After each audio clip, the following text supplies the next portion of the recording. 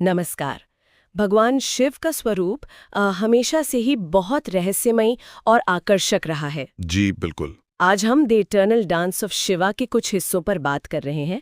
देखते हैं ये स्रोत शिव के बारे में क्या कहता है। हाँ, ये एक दिलचस्प स्रोत है। शुरुआत ही देखिए कितनी दमदार है। मैं शिव हूँ और मैं कभी जन्मा नहीं। ये बात तो मतलब समय और अस्तित्व की हमारी जो समझ है उसे सीधी चुनौती देती है। सही कहा। ये सोचने पर मजबूर करती है। तो चलिए थोड़ा और समझते हैं इसको।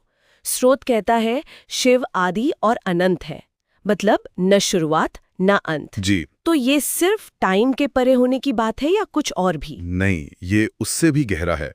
स्रोत बताता है कि जब सृष्टि भी नहीं थी, जब सिर्फ शून्य था। शून्य मतलब परम खालीपन। हाँ बिल्कुल, जहाँ कुछ भी बना नहीं था, तब भी शिव तांडव कर रहे थे। तांडव उस शून्य में। हाँ, ये वो मूल ऊर्जा है, सृष्टि की लय, जो उस खालीपन में भी थी। मतलब शिव सृष्टि से भी पहले के हैं, वो सनातन ऊर्जा हैं। अच्छा, और फिर वो कामदेव को भस्म करने वाली बात आती है। जी। अक्सर तो यही कहते हैं कि ये इच्छाओं पर जीत है। क्या स्रोत कुछ और कहता है? हाँ, ये थोड़ा और गहरा है। स्रोत कहता है इच्छाओं पर विजय ही सच्चा तप है। यहाँ कामदेव सिर्फ वासना नहीं, बल्कि हर तरह की बाहरी इच्छा, हर आकर्षण का प्रतीक है। अच्छा। उनको भस्म करना ये दिखाता है कि शिव की असली शक्ति बाहर नहीं, अंदर है। मतलब आत्मनियंत्रण में, अपनी स्थिरता में। ये तो बड़ी बात हुई। मतलब असली ताकत अंदर से आती है। बिल्कुल। फिर समुद्र मंथन में विष पीने वाला प्रसंग, हलाहल। हाँ, वो तो है ही। ये तो उनकी करुणा का प्रतीक है ना? हाँ, करुणा तो है ही। जैसे लिखा है, ताकि जग बचे। जी। लेकिन स्रोत इसे सिर्फ दया की तरह नहीं दिखाता। ये एक तरह की ब्रह्मांडीय जिम्मेदारी भी है। सृष्टि का संतुलन बनाए रखने के लिए, देवताओं की रक्षा के लिए उन्होंने वो जहर पिया। मतलब वो सृष्टि के लिए कुछ भी कर सकते हैं, खुद कष्ट उठाकर। जी, यही उनका वो रूप है। यहीं पर एक और बात दिमाग में आती है। एक तरफ तो वो परम योगी हैं, कैलाश पर ध्यान में लीन। हाँ। और दूसरी तरफ स्रोत कहता है कि वो हर दिल में वास करते हैं। ये दोनों बातें एक साथ कैसे, ये थोड़ा अजीब नहीं लगता? हाँ, पहली नजर में लग सकता है, पर ये विरोधाभास नहीं है। ये उनके स्वरूप की पूर्णता है। पूर्णता कैसे? देखिए, स्रोत उन्हें रुद्र भी कहता है।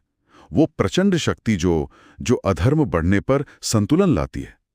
ये सिर्फ गुस्सा नहीं, एक तरह का कॉस्मिक जस्टिस है। रुद्र। और वही शिव भोलेनाथ भी है।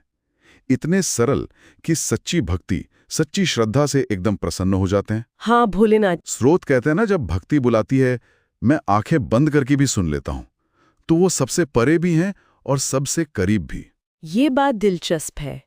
और इन सब में मुझे लगता है जो सबसे ज्यादा सोचने वाली बात है वो है तुम्हारे भीतर का मौन भी मैं ही हूँ। हाँ, ये बहुत गहरा है। इसका असल मतलब क्या है?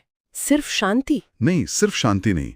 स्रोत यहाँ इशारा कर रहा है कि शिव कोई बाहरी भगवान नहीं है जिन्हें मंदिरों में या कैलाश पर खोजना है। मुझे बाहर मत ढूंढो, ऐसा भी है। बिल्कुल।